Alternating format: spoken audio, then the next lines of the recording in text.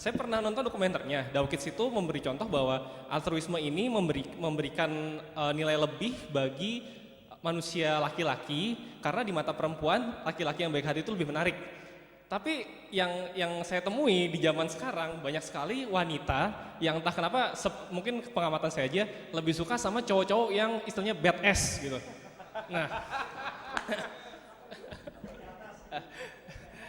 ganas gitu. Oh ganas. Jadi pertanyaan saya, Ganas maksudnya suka menyerang ya?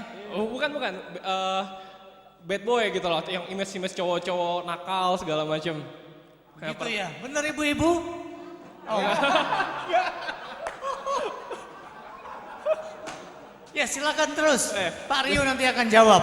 Jadi pertanyaannya adalah tadi apakah evolutionary advantage dari altruism, apakah hanya itu saja, dan kemudian dengan apa yang saya lihat sekarang itu apakah itu adalah evolusi lain, yaitu evolusi sosial gitu misalnya. Itu aja dok. Ya silakan Pak Rio, langsung saya jawab. Oke ya, ini mengenai altruisme.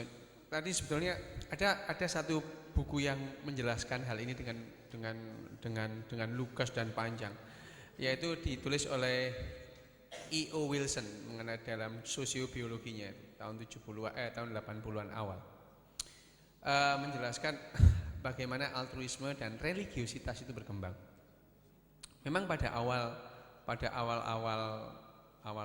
memang diulangi lagi ya, bahwa yang namanya religiositas dan altruisme itu pada akhirnya memberikan gaya spiritualisme pada manusia secara berbeda.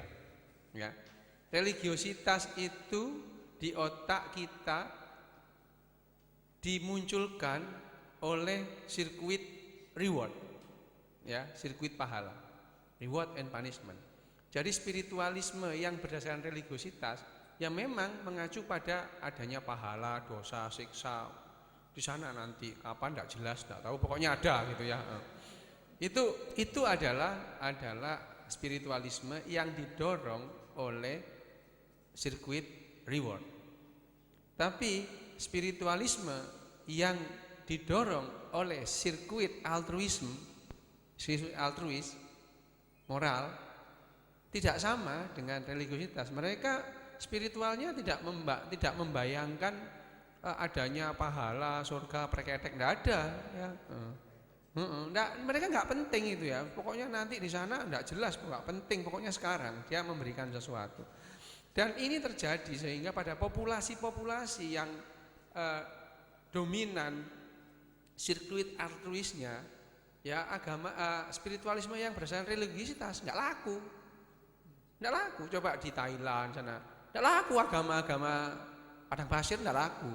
Ya, mereka punya agama sendiri. Ya, sementara orang-orang yang spesies yang sirkuit rewardnya itu dominan, dia lebih cenderung berspiritualitas dengan religiositas itu.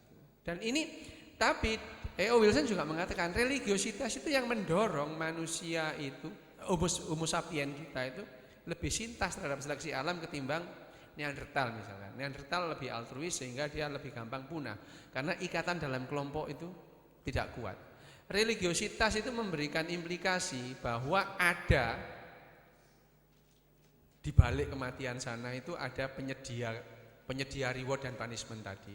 Dan antara penyedia reward dan punishment itu ada perantaranya dengan manusia sehingga itu disebut wakil penyedia tadi. Wakil Tuhan, yaitu nabi lah, wali, mbuh, pokoknya itu ya. Dan orang-orang yang disebut itu mempunyai dominasi lebih tinggi ketimbang kelompok-kelompok lain sehingga omongannya diturutin. Dan ini memperkuat ikatan kelompok. Religiositas akan memperkuat ikatan kelompok sehingga dia lebih sintas atau lebih fit terhadap seleksi alam. Pada zamannya, tentu saja setiap zaman akan berbeda. Pada sekarang misalkan, dalam sekarang mungkin ada orang yang melihat altruisme itu sebagai sesuatu yang lebih seksi gitu ya. Bisa saja itu menjadi bagian dari seleksi alam. Ya itu nanti yang Yang menentukan adalah seleksi alam. Tidak bisa disebutkan bahwa altruisme itu lebih sintas sekarang. Terima kasih. Ya, ada penanya kedua. Silakan di depan mic Anda bisa bicara. Silakan yang di belakang. Ya. Sebutkan nama Anda. Nomor 2, penanya kedua. Terima kasih atas kesempatannya. Saya mau nanya ke Nama Anda? Nur Ajasi, Pak. Jasi. Mau nanya ke Kang Jalal ini atau dan Dr. Yu juga. Ini kira-kira apakah hanya manusia yang mempunyai sikap religiositas gitu, Pak? Apakah juga benda-benda yang ada di sekitar kita ini juga punya religiositas? Karena ada sebuah pengalaman juga pada saat saya dan orang tua saya ternak ayam gitu kan. Itu hampir setahun tingkat kematiannya tinggi. Nah, tapi kemudian ada yang menyarankan untuk menempatkan semacam isim-isim di tiap sudut itu supaya angka kematian dan kehilangan itu menurun. Tapi kemudian orang tua saya tidak percaya. Tapi kemudian walaupun tidak percaya, ada saran lain dari ibu untuk memercikan air yang sudah dibaca Yasin. Nah itu orang tua saya mempercayai itu karena itu keluar dari suatu sikap yang ikhlas. Nah ketika itu kita praktekkan, alhamdulillah turun gitu drastis, Pak, tingkat kematiannya dan kehilangannya. Nah ini kira-kira apakah ayam-ayam, tikus-tikus dan ada yang di situ kan mungkin mengalami juga suatu kesadaran spiritual sehingga mereka bisa mempunyai kesadaran yang sama dengan kami. Pertanyaannya Mungkin jelas. itu saja yang ingin saya sampaikan. Nah itu sekalian. Jadi pertanyaannya, apakah di luar manusia ada makhluk ya yang bisa juga mengalami pengalaman spiritual seperti yang dialami manusia? Silakan, Kang. Kembali lagi kata tadi pengalaman Jill Bolte Taylor dikritik juga sebetulnya oleh para neurolog. Dia sebetulnya terlalu menyederhanakan pengalaman ruhania dengan membagi otak kepada dua bagian dan satu otak yang membawa kita untuk terpisah dari seluruh alam semesta dan satu lagi bagian otak yang membawa kita bergabung dengan seluruh alam semesta kan.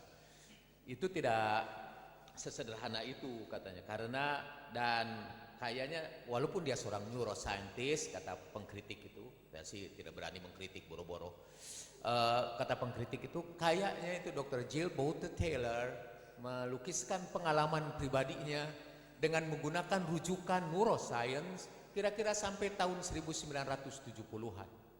Jadi